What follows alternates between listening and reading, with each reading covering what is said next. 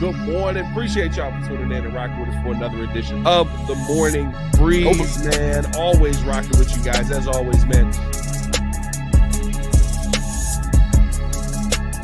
Outside of me, I got my guy, Mr. Media himself, Jordan JC, in the building.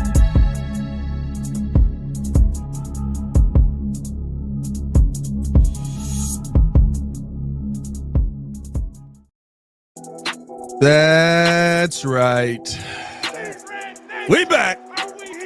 Yeah. It was a weird afternoon. No content, no videos, but I had to go be with the family. Yeah. Rest in peace, Uncle Lynn. Big shout All out right. to Unc. Rest in peace. Big love to him, man. Love to the family. It was an interesting day yesterday, to say the least. We won't speak on. Okay. All right. Y'all know how the funerals go. Yeah, y'all know how black funerals go. I should say, I guess everybody may not know. You know how black funerals go. That I do. Yeah. But we got to talk a little bit of football, Jordan JC, because what we missed is the offense's best day on the field. Caleb Williams dominated. All right. Jaquan Brisker getting back comfortable. Got an opportunity to hear from Jaquan yesterday. Very good to see that. He's back on the field. And I keep telling y'all, he's more important than we think. Also, we're seeing this defensive chemistry grow. We're getting some interesting fronts. Got to hear from Javon Dexter on this, and some people still out, but we'll give you the update on that. All that and more on today's episode of The Morning Breeze. Jordan JC, the date is 6/5/2025. 7:03 in the morning. And I'm going to tell you this right now, Jordan JC. I got the Bears version of the Holy Ghost. Go. Let go.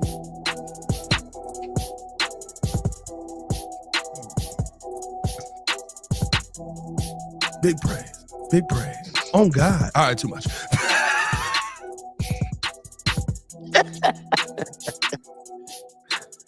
Won't he do it? Won't he will. Won't he do it? Won't he will. We got our own Bears praise section. Boy. That's it. Won't he bet down? Won't he will? Won't he bet down? Yes, Let me stop playing. We've been a guy. Jordan JC just tragically passed out on the stream this morning. He was struck down by lightning and then eaten by birds. Oh, no. He sent the birds to finish it off. Oh, Karma's coming for me. Karma is coming for me.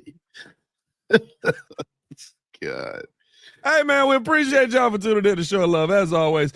If you could do us a favor, hit that like button, subscribe to the page, leave a 5-star review. Y'all know what to do. Push the button. Come on.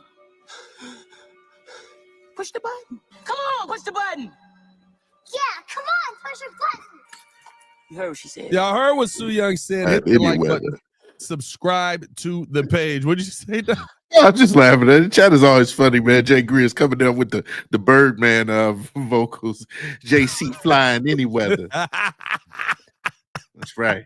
Birdman daddy. Y'all are nuts. Pastor Pat and Deacon JC. All right. I like that. Pastor Pat. I've been called Pastor Pat a couple of times. Usually I get called Deacon Pat. When I throw the suit jacket on, that's what Steve-O calls me. He calls me Deacon. Oh, you look like, you about to give a sermon. Okay. It happens. Hey, man, appreciate y'all for rocking with us as always, man. JC, we saw Caleb Williams have his best day yet at Bears practice. You calm down, you put that steak away. It's meaty. He's like in a situational drill. 90-plus yard drive for the Chicago Bears, and the situation was under 1 minute, no timeouts. We saw a couple of good plays in that drive, long pass to Cole Kmet, a couple of scrambles that end up, extending the drive, and Jordan JC, there was a touchdown pass. Ooh. Oh, there was a touchdown pass. Oh, boy, and that touchdown pass went to Kyle Monangai. Oh, praise I'm a big Monangai. Oh, let's go. Shout out for the Monangai. You know what? We are over 100 in the chat. But already? Also 100 in the chat. No. Yeah. There we go. Oh, that gets me going. The offense is starting to click, Jordan JC. Ben Johnson said this was the best day that the offense had seen to this point. Also said that the defense, even though we haven't been able to see a lot of the OTAs, big question was, okay, how do these guys bounce back? Said the defense has won majority of these situations, has done majority of these won majority of these drives and different things like that because of course, the defense a little bit more ahead of the offense. It is a new system on the defense, but I mean, when you're in a 4-3 and you basically tell Jalen Johnson, go playing man, it makes it a little bit better. But it's good to see the offense starting to click. Yeah. I would love for this to continue to happen.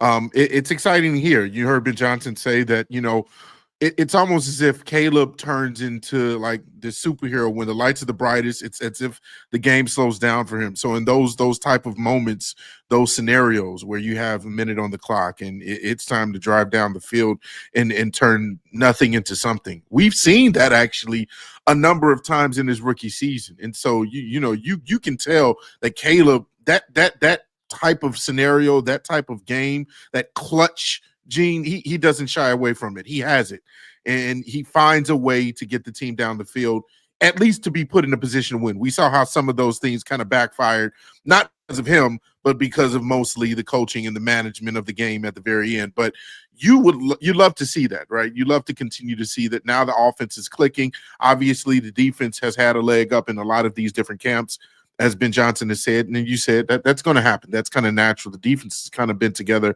for quite some time for the most part. A lot of these guys have. And so naturally, the offense has to catch up, and you saw that happen.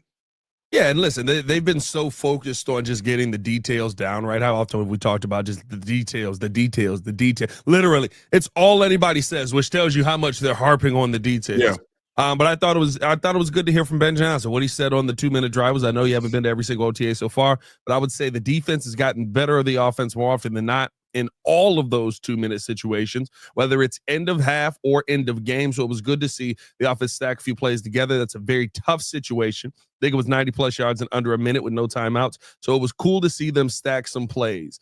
Caleb Williams, what we thought about him was when the lights are bright, just like you said, that he was going to show up, and it felt like the game slowed down a little bit for him, and he was able to just go out and find the open guy and get a completion. That's good to see. There might have been some sacks mixed in there. You do have to take that into account. There might have been some sacks mixed in there. So it was a little bit more slanted to the offense, but in terms of the drill and the situation that came up, I thought it was really good learning for everybody. But I love that, right? Like, listen, you need those days. You need to stack those days. You need to have those moments. You need to build off of a day that was a down day for you in that first day. And I don't even want to say, not say a down day. That was a day where you were spending more time worried about the pre-snap stuff or worried about, the minor details. Where is Cole lined up? Caleb, are you in the right spot?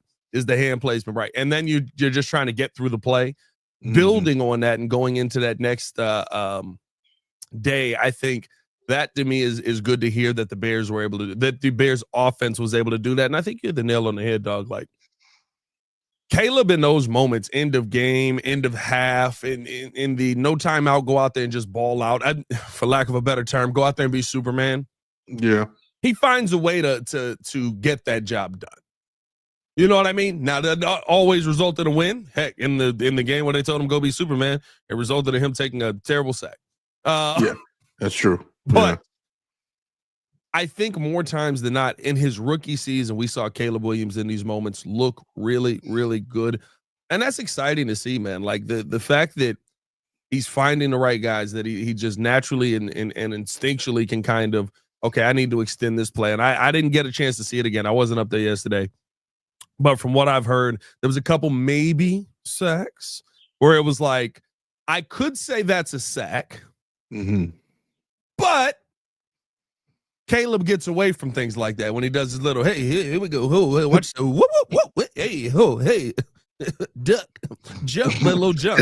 That's one I a little double jump. Hey, like, what was that jump you just did there? You know what I mean? Like, it was situations like that. And listen, the big thing is that your offense is growing, that you're starting to see these guys gel. Yeah. It doesn't matter if you throw a touchdown or not right now. What matters is that the small details are turning into bigger plays. Yeah, facts, and hopefully you see it continue to build. And Ben Johnson, one of the words that I came away with impressed, especially was repetition, repetition, repetition. He mentioned a number of times, and specifically, he was talking. It was a question about Caleb's deep ball and his accuracy with that. Yep. How is that going to get better? He said, "Well, that just comes with time and repetition." But I think overall, that's the word that you want to see with him in this offense. Period is that the more practice, the more they get used to this install of this new system and the new scheme. I think they'll be up to task by the season. Obviously, you want to see some things kind of get integrated and be kind of solidified by that time. And so it's good that they're stacking certain plays on top of each other that are working, that's getting them down the field against a defense that's been really, really good, in my opinion, for quite some time now. And so we'll hopefully we'll start to see the offense catch up with the defense more days than not.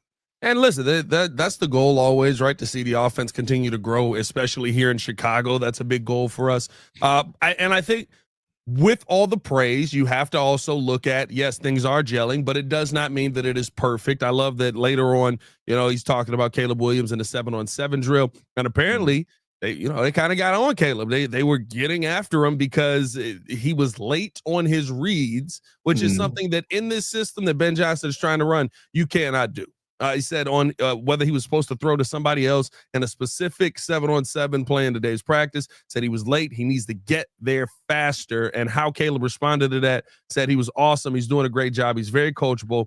It's like anything. It's a new play, so we're just communicating what the expectations are, and we want to see it show up on the tape. And I think that, to me, right, it's the give and take, right, especially in the 7-on-7 drill. He completed the pass. He got the ball there. He completed the pass. That don't matter. You didn't get the ball there when it was supposed to be there. Again, we're going back to the detail. We're going back to things like body language. We're going back to all of these things where it's like, well, that's just who he is, or that's just how he plays. That don't matter. We don't care about that as coaches. This is the play. Run the play the right way. If you don't run the play the right way, we will be getting after you. That's the attention to detail that I'm going to tell you this right now. If a ball was caught last season, a ball was caught. Good job. Like there wasn't that, hey, on this, though, you need to run this again because you didn't get to this read at the right time. You didn't get to this. You didn't step up in the pocket quick enough. In the 7-on-7, there's no pocket. But, right, like you didn't do X, Y, and Z good enough. So we got to re-rack all of this and run this back. Like, to me, the mindset under Matt Eberflus was always good enough is good enough. And it's why you lost so many games. It's why you always were losing games, because in that good enough is good enough mindset, you go up 21 points and then you say, hey, we running the football the rest of this game, baby. We're going to run this out. Defense got us. Wait a minute. Who gave up 22? How did we give up 22? You know what I mean? So I think that going back in these moments and saying, hey, you completed that pass. Good job. F that. You did it wrong. That's going to be the things that help the Bears the most this season, especially this Bears offense.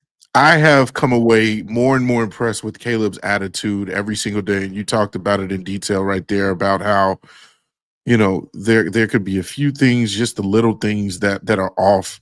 And Ben Johnson is just chewing him out. And he's just taking every bit of criticism. He's taking every bit of constructive criticism and coaching on the chin, as if Ben Johnson has been Bill Belichick, as if he's had a track record of being this Hall of Fame coach. That's what impresses me the most, is that your humility is on display constantly with the guy that just literally became a head coach. This is all new to him.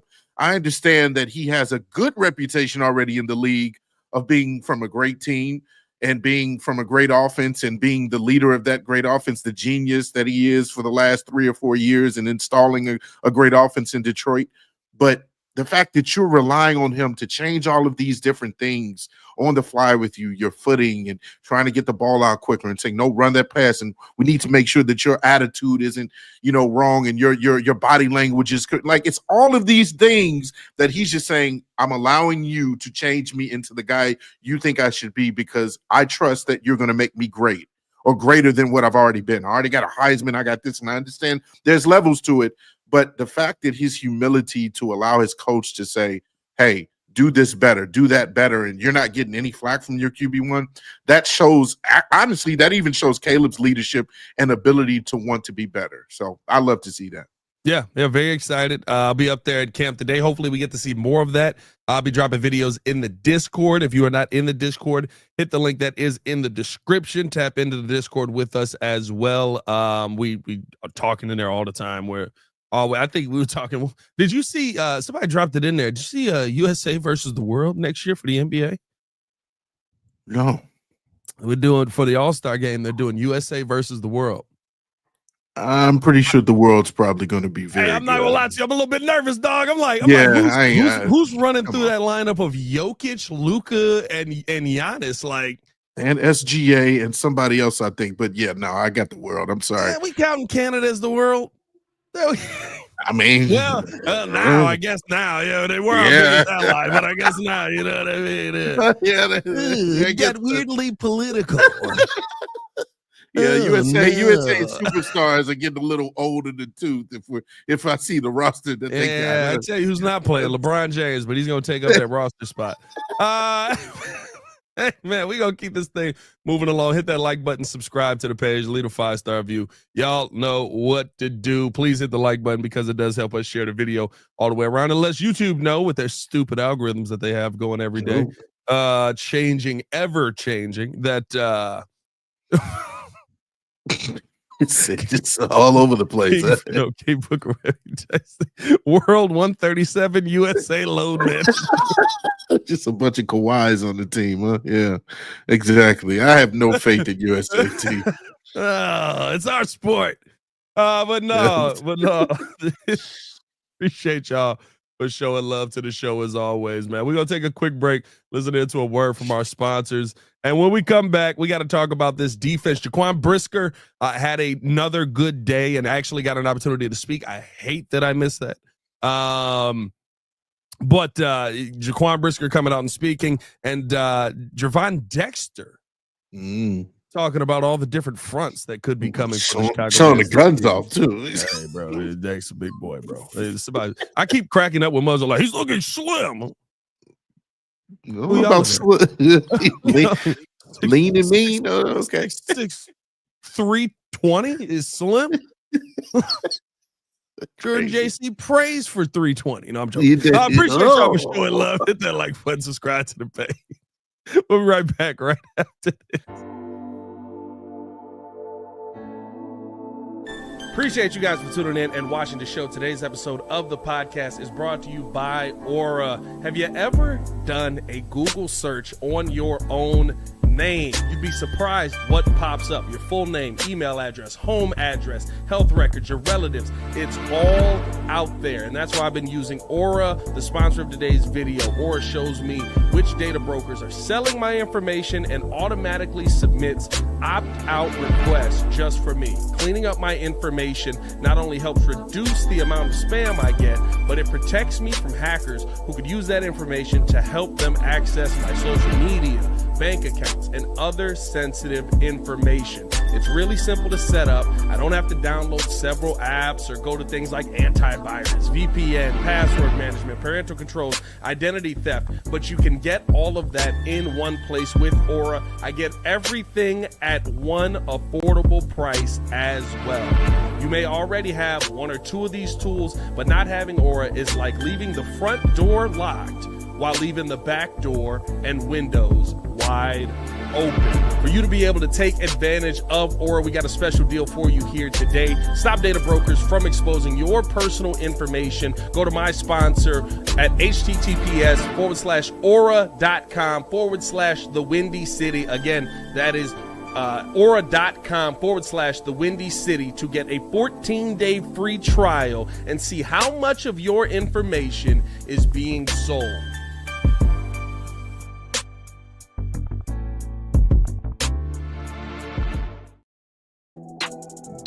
Welcome back. Appreciate y'all for tuning in and showing love. Hey, Jordan JC. Feeling that Aura music. What are you snacking on over there? So you doing a little lean and scurry, man. There's some beans over there, Jordan JC. No more. I told you beans over there, I don't have any beans. No more beans in the morning. You got bird and beans over there, man.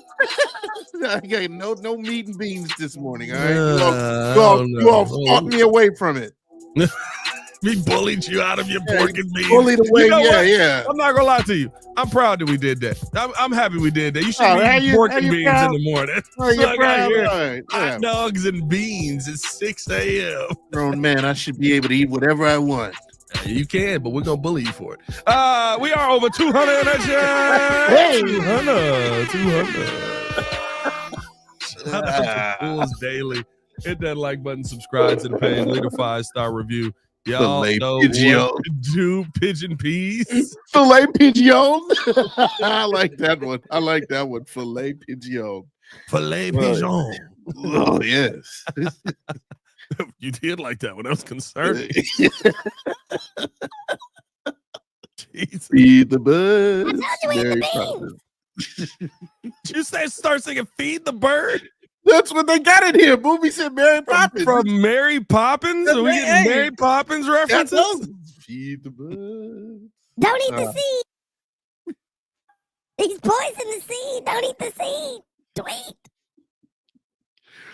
Appreciate you. Oh, God. Let's keep this moving along, man. Shout Let's out get this Baby back on Green. the track here. As Let's do it. talked about the I love that it turned into pigeons, by the way. Right, it was just random birds. That's not what even pigeons. No. God, Jordan. that neck looks disgusting every time I see it. Jesus, just so why is it anchored up like that? Just Because he was whatever. cooked, Jordan. Because he was cooked. I didn't do anything. I don't believe you. I don't believe you. There's beans next to that. Just got done talking about Caleb Williams in the clutch, moving down the field in OTAs and minicamp. Jaquan Brisker got a chance to go out there, and I've been singing the praises of Brisker since we've gotten back, and even last season, right? Since he's gotten back, I should say, and even last season, I think that the defensive loss that was felt after Jaquan Brisker went out was bigger than anybody anticipated. And we just put it on other people because we don't view safety as that important of a position anymore, right? Of course it's important, but it's kind of like the running back of the defense, essentially, right? Like I can find another safety, but I think the leadership that Brisker brought, I think that how vocal he is on the field, and he's just somebody who lives, eats, and breathes football. Everything about him is football, and he's one of those guys that when you lose him on the field, I think it is incredibly felt, and I think the Bears went through that last season. It was good to have him back. He said yesterday, it feels great to be back out here. Hope you guys missed me. Feels great to be back in action and obviously talking to the media. He did say it was very hard to be away from football, especially week to week. It was getting sad and depressing and things like that, but you get over it. It's time to move on, and I'm back now.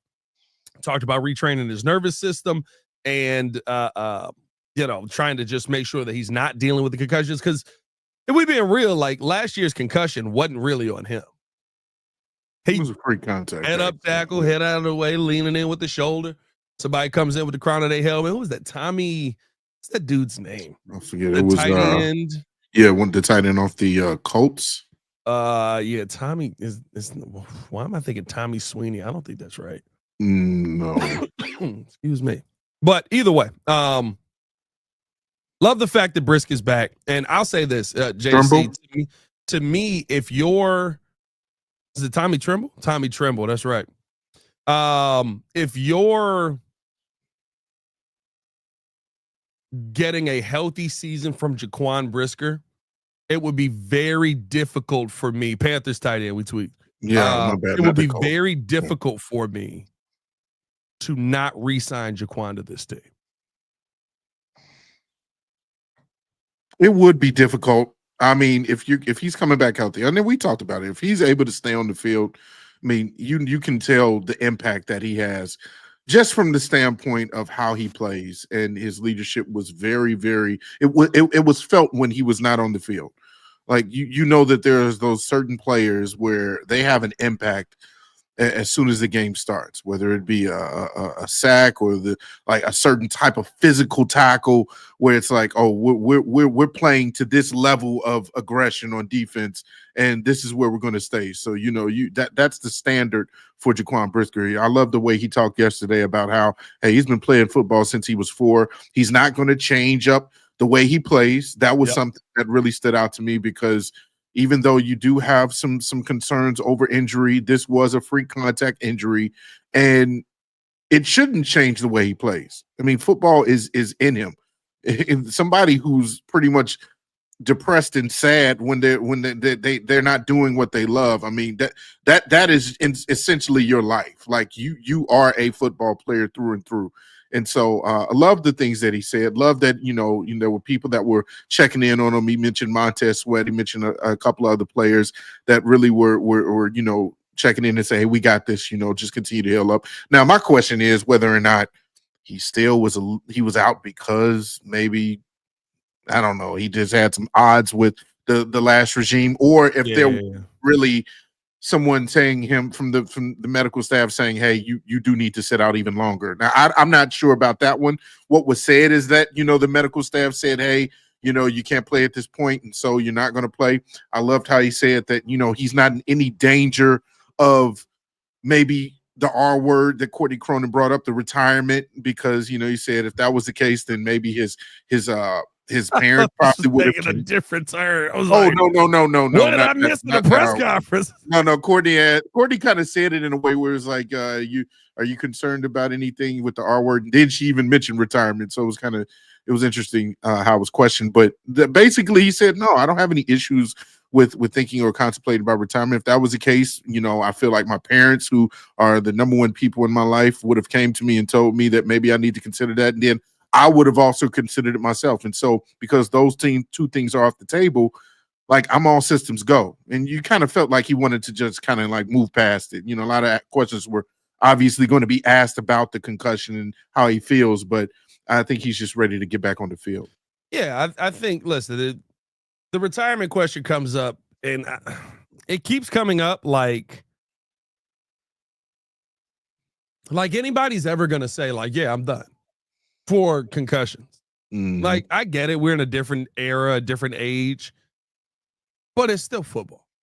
It's a collision sport. Now, is it right? May the NFL retire you at some point, right? If you're 6, 7, 8 concussions in, and they're like, we don't want to keep employing you because you keep getting your brain rattled around. Yeah, that's a very different situation. But I haven't seen a player yet. Jaquan Brisker has the same amount of concussions as Tua has had. Tua has been on the field throwing up gang signs. Tyrique hasn't had that, right? He has missed considerable time, but he hasn't had the, I'm not going to say the serious, because I think visually one looks more serious than the other, but all of it is your brain is swelling. Mm-hmm. But to me, like, there hasn't been a player who's looked at the concussion situation and gone, yeah, I'm done playing football. Like, these guys have been getting their bell rung their entire life. Yeah. And we're actually to a point where, the teams and players and Pee Wee and all the way up care more about it. So you see Muggs paying more attention to it, but I've yet to see the player that's like, yeah, got hit in the head a couple of times, so I'm getting the heck up out of here. Like, so bringing up retirement for me with Jaquan was never something. And I think I love Jaquan's self-awareness, right? He said, what does he need to prove this year? Just stay healthy. I don't have to prove anything. When I was out there, I make plays. I go attack the ball. I come down and hit. I come down and tackle. I'm a leader. Really just have to be out there. And that's the self-awareness, right? If you're going to get this contract, if you're going to be a long-term Bear here, you just got to be out there. Like, that's what it comes down to. Like, Jaquan Brisker is this year's Tevin Jenkins. Prove it. This is your prove it year. Prove me that you can be out there. Yeah. Yeah. No, that makes a lot of sense. We'll see how far that goes, because if you're telling me that you're going to play the same way, that's the only fear I have is, will that play ever come up again where, hey, you're going into the line like a missile, a heat-seeking missile. And maybe you have worked on your the way you tackle. You're not leading with your head, you're leading with your shoulder. Yeah. It's all fine and dandy, but what if it happens again where there's another freak accident? Now we're talking about Jaquan out for half the year or for the season again. Now it's like, okay, we have to consider moving on from him seriously. So I just hope again that he does stay healthy. Obviously, you want all your best players to be on the field, and so hopefully it does pan out that way. I love seeing Tyrique Stevenson's and oh boy, yeah, he got to hear from Reed, got to hear from your boy yesterday. What were your thoughts on Tyrique and his commentary yesterday? Honestly, I'll keep it real with you. No. Yeah, I know I have a lot of Tyrique slander. I know there's a lot of there's a lot. I can't stand some of his antics. I've always been upfront about that, but I was impressed. I will say I was impressed with the way he spoke yesterday, specifically talking about, hey, he's going to have to be more accountable because there are going to be more times where there's one-on-ones. And so what that means is if he gets beat, that's because it's on him. That's because maybe there's something in his technique that allows you to beat him. And he doesn't want that to happen. And as much of a trash talker as he is, he's saying he wants to dominate his man one-on-one. And so I love to see that. I've never had an issue with the confidence of Tyrique Stevenson. Like, I don't mind him trash talking. I just want you to be consistent in backing it up. That's all. We've seen you get killed to the tune of Nico Collins rolling past you and, having a day. We've seen you not carry out your assignment and not, guard Noah Brown on a Hail Mary pass that essentially twisted and turned the whole season upside down. So that's my thing is, yes, all these things, as I've said before, you're saying the right things. Even when he got disciplined and came out and said, yeah, me and the coaches had a talk, and I went into the locker room and I told all the players I won't do it again. And a little slap on the wrist. Okay, cool. Let's prove it. Let's prove it. Now you will prove it. You'll have to prove it because it's just you and your guy. It's going to be just you and your guy out there, and you have to be the better in that matchup. Yeah, listen, and there's going to be, the problem is there's a lot of really good number twos in the league right now. Like, we can sit there and go, oh yeah, you got the number 2 matchup. Number 2 matchup week 1 is Jordan Addison. Jordan Addison is the number 1 on a lot of teams in this league. Bro, come on, man. You know what I mean? So it's you got a number 2 matchup, but you got a number 2 matchup that can kill you. Yes. So I think that it is going to be very good. I love the fact that we've got Tyrique working with Al Harris, because two similar styles, two similar style DBs, maybe a little bit more physical for Tyrique, but just the length, the size, being a bigger corner, and all the technique things. He talked about yesterday how every play Al Harris is letting him know, what he needs to do. And he's like, coach me. Essentially, telling them, hey, I'm cool with whatever you got to do during the play, after the play, before the play. Tell me how my feet need to be. Tell me so that I'm at my best, because this season is going to be, and Al Harris was really good at this. This season is going to be, if you miss your assignment, we probably lose games. Like, you don't, excuse me, you don't have a bad. Let me look through the schedule real quick. Is there a bad wide receiver matchup for the Bears this season? A bad one? Like you don't have to worry about the number 2 on the team. Oh, the number 2? Yeah, just off the rip, maybe Vegas. Well, yeah, I guess that's a bad wide receiver matchup. Yeah, but you got Brock Bowers, but that's a bad wide receiver matchup. But I mean, your first 3 weeks, you got Jordan Addison, Justin Jefferson, you got J-Mo and Amon-Ra, you got CD and Pickens. Yeah. Oh boy. The Raiders is probably the one. Commanders, they added Debo to Terry McLaurin. Saints are cheeks. Yeah, who do the Saints have? You're right. Nobody. Olave. I don't care. I had Jalen Johnson for Chris Olave. That's true. That's true. There's a lot of, you get DK and freaking, what's old boy they drafted up in Seattle? From Pittsburgh? Yeah. Pittsburgh. What the heck? My whole brain flipped. I'm looking at the Steelers logo and said Seattle. That was nuts. But my point in all of that is, right, there's good wide receiver matchups just about every single week. He can dominate against the Packers. That's who he can dominate. That's more of a health thing, if we're being honest. Hopefully Michael Gold. I'm gonna be real with you. I ain't gonna talk trash on Packers wide receivers because we can't No, stay in I'm front just of them. joking. So I'm just joking. Yeah, Romeo I'm leaving Dobbs that one nice. alone right now.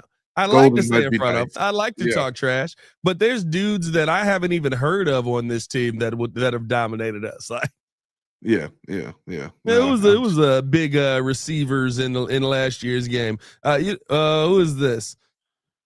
Who led in receiving? Malik Heath.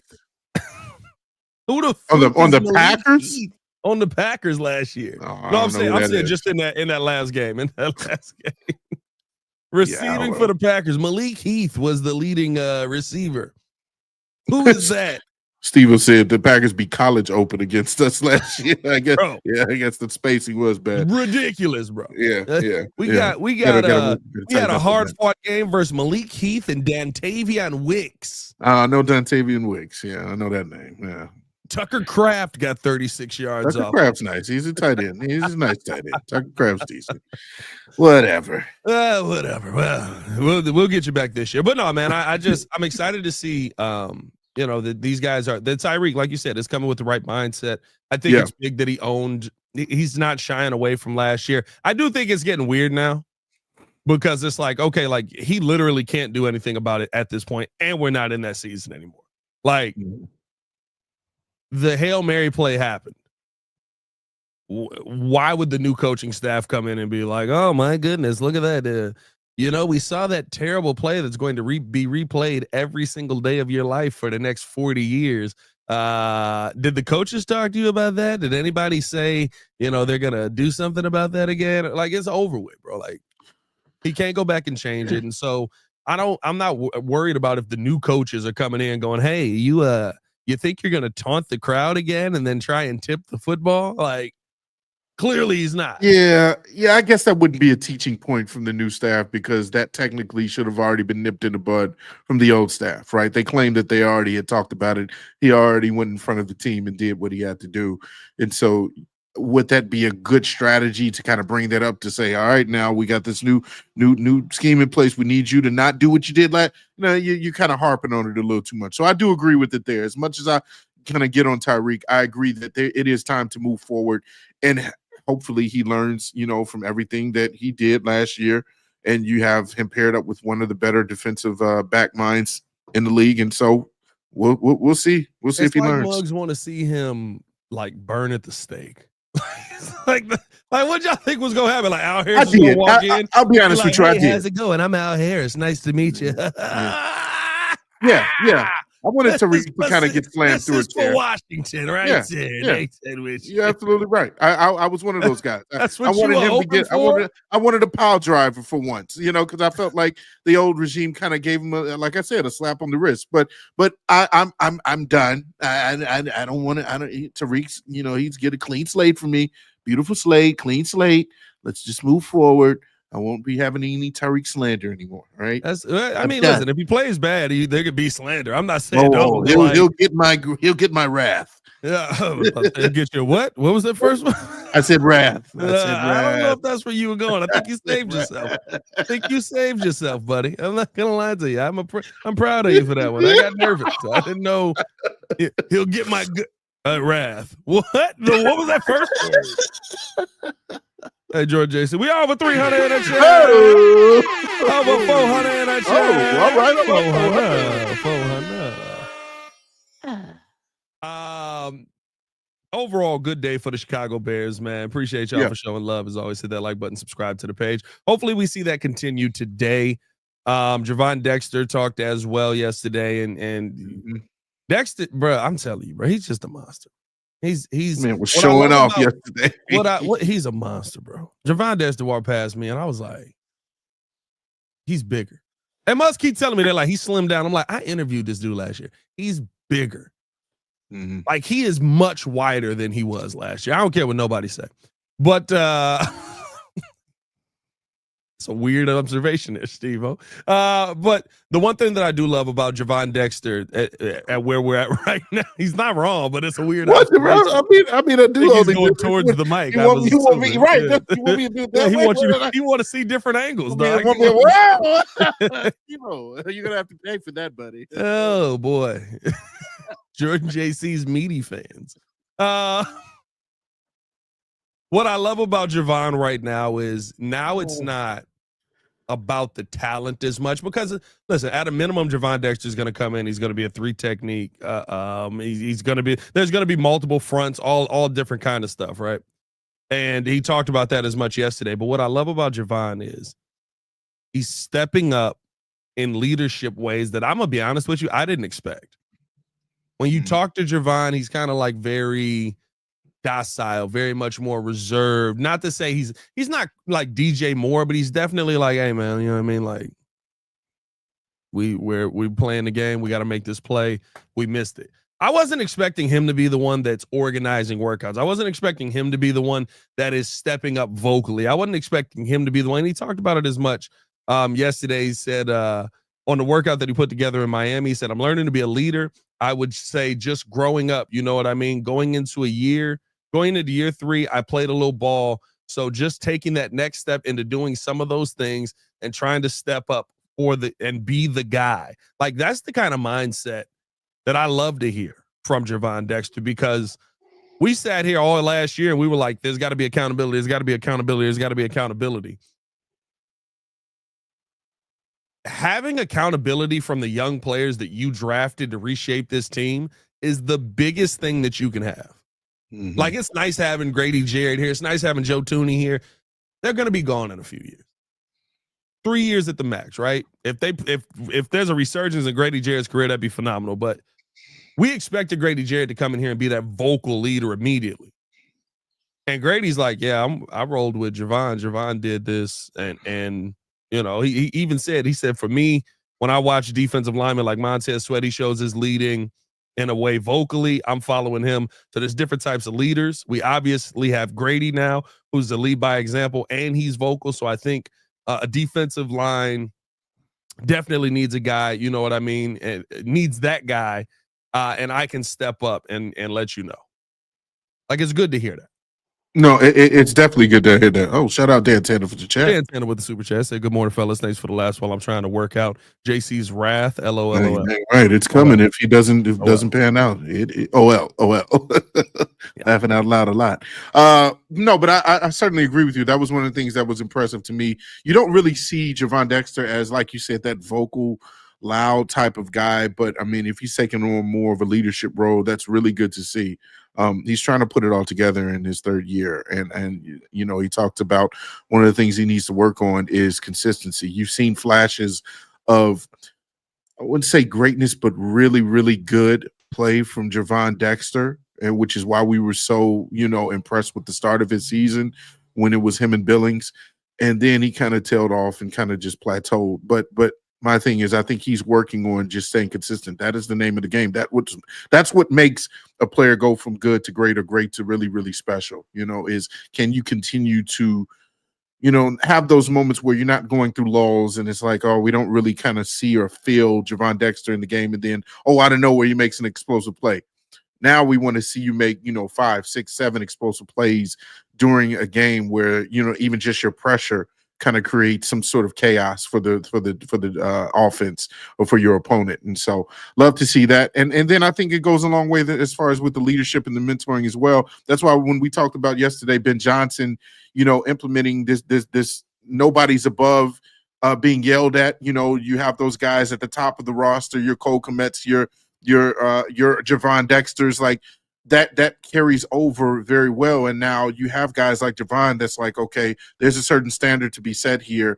I need to meet that standard. And so if he's turning into one of the leaders and captains of this team, I would love to see that. Because I said before, I think your best players need to be that. And if he's going to be one of your better players on the line when Grady leaves, when the Billings leave, that's exactly what you want. Yeah, listen, I hope that he's able to get there, man, because it almost sounds like he's like, listen, I got the football thing under wraps. I got this football thing down. I got the system. I understand what I'm supposed to be doing. I understand how we're supposed to get after, the quarterback and stuff like that. Now I need to be the guy that makes sure that everybody in the room understands it. Mm-hmm. Like in a room with Montez, in a room with Grady, in a room with, Dio Dangbo even coming in, right? Like in a room where there are guys on this team that you could view as leaders. Javon Dexter's like, yeah, I need to be the guy doing this. Like that to me is something exciting. And I think he's right. I think it is the next step in the evolution of what we see with Javon. Also, he is lifting heavier. I don't know if y'all saw that yesterday. they were like, are you lifting more? Is what's going on here? You're incredibly large. He's like, you see that? Yeah. It flexed a little bit. Oh, is that a pause? Well, sometimes you got to. Incredibly large is insane. Large. Yeah, like, bro, because bro, like when I tell you, like y'all saw the interview I did with Javon last year, right? Or not Javon? With Javon last year. Javon's not small. Not at all. No. But like I could get my arm. Now I have ridiculously long arms, but like I could get my arms right around his shoulders. Oh, okay. I don't think I could do that this year. Okay. Like, it's a big dude. It's weird, but there's no other way to talk about it.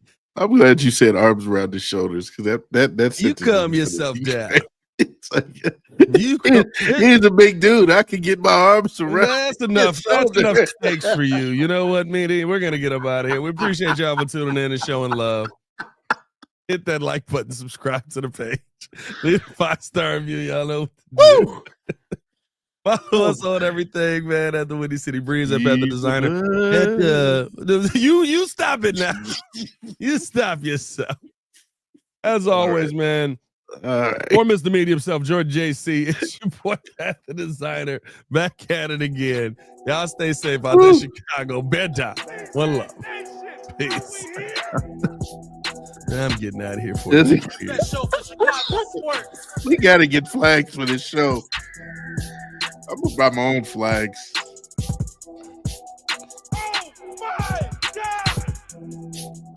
By the way, no birds were killed on this. I don't believe you. I don't believe you. Tony said, JC, say something. I mean, Ben Chunky said, say something, and we're out. Say something super sus, and we're out. He said arms around his shoulders. Oh, you clarified. I was just saying it kind of was kind of slow there. You kind of arms around his what? You murderer!